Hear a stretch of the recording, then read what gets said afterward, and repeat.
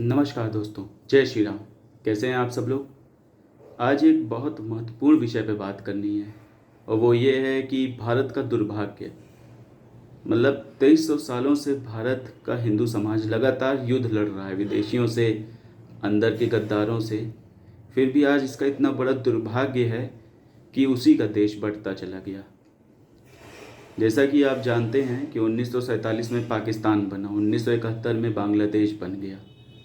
तो आप सोचिए कि भारत का कितना बड़ा दुर्भाग्य है कि इतने समय से युद्ध लड़ते हुए भी वो आज परेशान है, घिरा हुआ है दुश्मनों से, ब्लैकमेलरों से जो धोखा देते हैं। जैसे आप देख लीजिए, पाकिस्तान और बांग्लादेश ये एक इस्लामिक देश हैं और इनका 1300 साल पुराना एक सपना है गजवाए हिंद का, जो आज भी जिंदा है। आप देख लीजिए, सोमनाथ पे 17 बार किसने हमला किया? इन्हीं लोगों ने किया और आज भी 18वीं बार हमला करने का सपना देख ही रहे हैं। आप तो सुनते ही होंगे पाकिस्तान में कि कैसे वो चाहते हैं हमारे देश में हमला करना, सोमनाथ पे हमला करना। तो आप सोचिए कि हम दो इस्लामिक आतंकवादियों वाले देश से घिरे हुए हैं, दो साइड से। अब आप देखिए कि हम नीचे से श्रीलंका, मतलब श्रीलंका जिसको जो बर्बाद हो रहा था, जिसको कोई पूछ नहीं रहा था, आज वो भी अपने संसद में हमारा मजाक बना रहा है कि हम ट्रंप से लड़ रहे हैं। आप सोच रहे हैं, मतलब ऐसे देश जिनका कोई अस्तित्व न हो, कोई इनकी मदद करने तक ना आए, अगर ये अफ्रीका के कहीं और बीच में फंसे होते। पर आप सोचिए, ये भारत चाइना के बीच में है तो ये ब्लैकमेलर की तरह काम करते हैं। आप वही देख लीजिए, नेपाल को कम्युनिस्ट वहाँ पर शासन आ गया और फिर उनको लगा कि वो बहुत महत्वपूर्ण है सबके लिए, तो ब्लैकमेलिंग खेलने लगे। तुम नहीं करोगे तो चाइना करेगा, चाइना नहीं करेगा तो तुम करोगे, क्योंकि दो ताकतवर देश के बीच में है।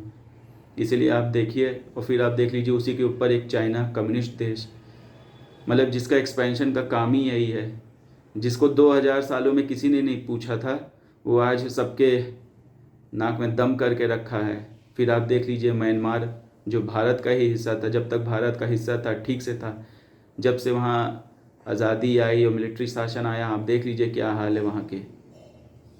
तो आप समझिए, इसको ध्यान रखिए और सोचिए, विचारिए, किसका देश बटा था। क्या किसी मुसलमान का देश बट रहा था? क्या किसी ईसाई का देश बट रहा था? क्या किसी बुद्धिस्ट का देश बट रहा था? नहीं, ये हिंदुओं का देश बटा था। और आज दुर्भाग्य देखिए भारत का कि उसके अगल बगल दो इस्लामिक देश, ऊपर नीचे दो ऐसे देश हैं जो ब्लैकमेलर की तरह काम करते हैं। एक ऊपर में और चले जाइए तो चाइना जैसा एक देश बैठा है, और एक बगल में नेपाल, अरे वो म्यांमार देख लीजिए, तो वो किसी काम का नहीं है, वो सिर्फ कठपुतली बन के रह गया है। तो ये भारत का दुर्भाग्य है। अब इसे कैसे बदलना है, इसका विचार करना पड़ेगा। और ये सिर्फ एक ही तरीके से हो सकता है, अखंड भारत। क्योंकि जब तक अखंड भारत नहीं होगा तब तक ये समस्याएं ख़त्म नहीं होंगी। और अखंड भारत मतलब लोग नहीं, अखंड भारत मतलब भूमि, हमारी हिंदुओं की भूमि। म्यांमार में हमारे लोग हैं, हमारे बुद्धिस्ट हैं तो वो हमारे हैं, बाकी कोई और विचारधारा के लोग हमारे नहीं हैं। इस बात को हमेशा ध्यान रखिएगा, क्योंकि 17 बार सोमनाथ पे हमला करने वाले 18वीं बार भी उसको तोड़ने का सपना देख रहे हैं। धन्यवाद।